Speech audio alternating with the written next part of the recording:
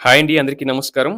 ప్రభుత్వ ఉద్యోగుల సర్వీస్ రూల్స్‌కు సంబంధించి సుప్రీంకోర్టు అత్యంత కీలకమైన తీర్పునైతే వెలువడించడం జరిగింది. దీనికి సంబంధించి పూర్తి సమాచారాన్నయితే తెలుసుకుందాం. ఒక ఉద్యోగి తీవ్రమైన తప్పులు చేసినప్పుడు, అక్రమాలకు పాల్పడినప్పుడు మాత్రమే ఉద్యోగం నుంచి తొలగించడం సబబని సుప్రీంకోర్టు మరోసారి వ్యాఖ్యానించింది.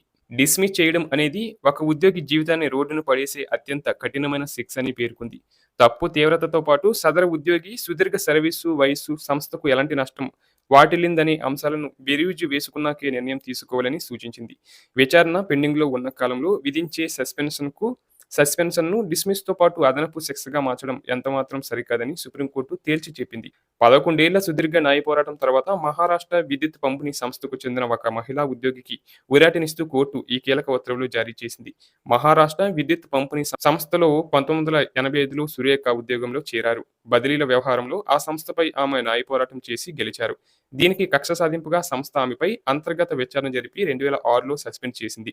2017లో ఆమెను ఉద్యోగం నుంచి తొలగించింది. పైగా 11 ఏళ్ల సస్పెన్షన్ కాలాన్ని కూడా శిక్షగా మారుస్తూ ఆమెకు రావాల్సిన ఆర్థిక ప్రయోజనాలను నిలిపివేసింది. దీనిపై సురేఖ సుప్రీంకోర్టును ఆశ్రయించారు. ఆ పిటిషన్‌పై సుదీర్ఘ విచారణ అనంతరం ధర్మాసనం కీలక తీర్పు ఇచ్చింది. అవినీతికి, అధికారుల మాట వినకపోవడానికి మధ్య ఎంతో వ్యత్యాసం ఉందని న్యాయస్థానం గుర్తు చేసింది. బాధితురాలిపై వచ్చిన ఆరోపణలు కేవలం క్రమశిక్షణ రాహిత్యానికి సంబంధించినవేనని, అవినీతి, లంచగొండితనం, నిధుల దుర్వినియోగం లాంటి తీవ్రమైన నేరాలు కావని కోర్టు అభిప్రాయపడింది. అందువల్ల ఉద్యోగం నుంచి తీసేయడం ఘోరమైన శిక్ష అవుతుందని పేర్కొంది.